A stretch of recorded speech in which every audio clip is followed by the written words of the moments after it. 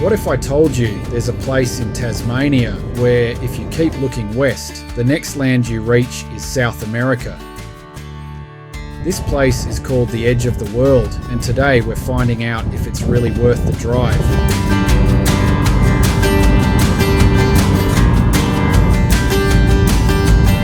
Leaving Smithton, we headed west towards Marrawah. It's one of those roads where you don't mind taking your time. The further west we travelled, the quieter it became.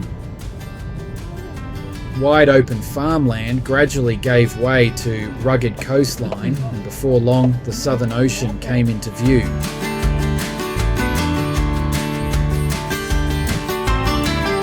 It wasn't long before it felt like we'd left the rest of Tasmania behind.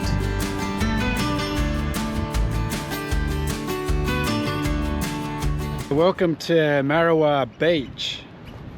This place gets pretty blowy and it's one of the most popular surf destinations in the world.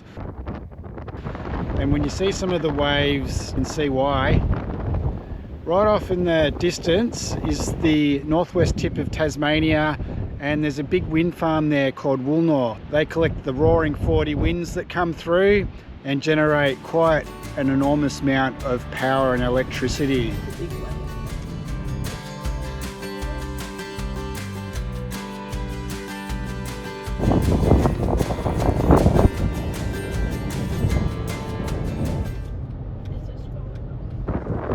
We've just had a delicious lunch at the Marrawah Inn. I had the Black Bull burger. The pub has long been a meeting place for locals, travellers and surfers passing through this remote part of Tasmania. It's exactly the sort of country pub you hope to find on a road trip. Friendly staff, hearty meals and a relaxed atmosphere.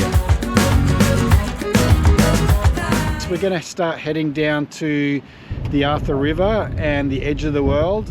So what do they call it, the Edge of the World? Well, because there's lots of ocean between it and South America and nothing else in between.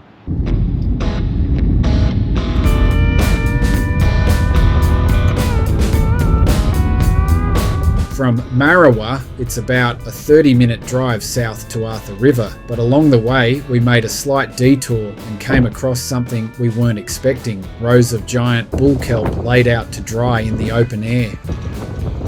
Bull kelp has been harvested along Tasmania's west coast for generations. Once dried, it's processed and exported for use in products ranging from food and fertilisers to pharmaceuticals and cosmetics. Thanks to the cold, nutrient-rich waters of the Southern Ocean, this coastline provides ideal conditions for one of the world's largest species of seaweed. From there we continued on through coastal bushland towards one of Tasmania's most iconic and dramatic destinations, the Edge of the World. Before reaching the Edge of the World, we passed through the tiny riverside settlement of Arthur River. Despite its size, one of the most popular things to do here is take a cruise along the Arthur River, where you'll glide through ancient rainforest, spot wildlife, and learn about the region's rich natural history.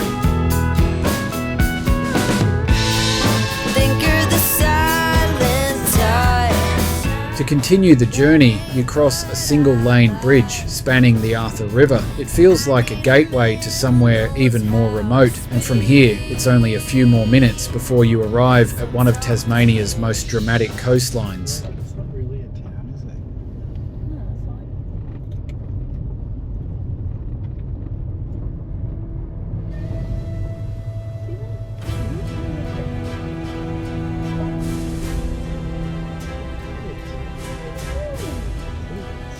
This place is known as the Edge of the World.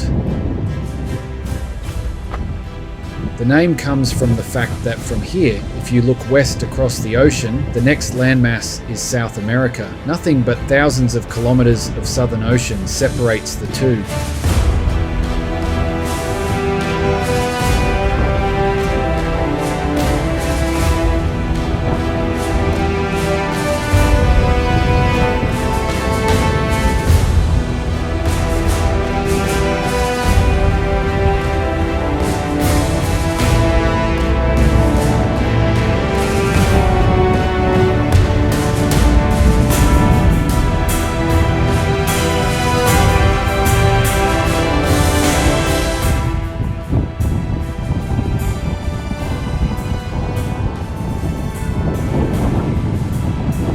For all you flat earthers out there, if you take any more steps forward, you will fall off. We're at the edge of the earth, and there's absolutely no land between here and South America.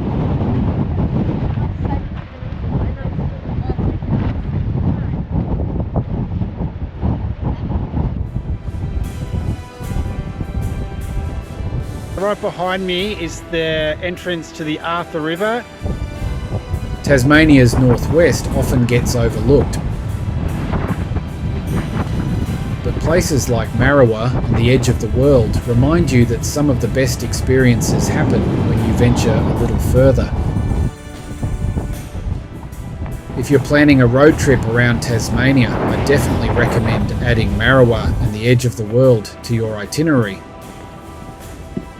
Thanks for watching Explore Tasmania. If you enjoyed this video, don't forget to subscribe, and we'll see you in the next adventure.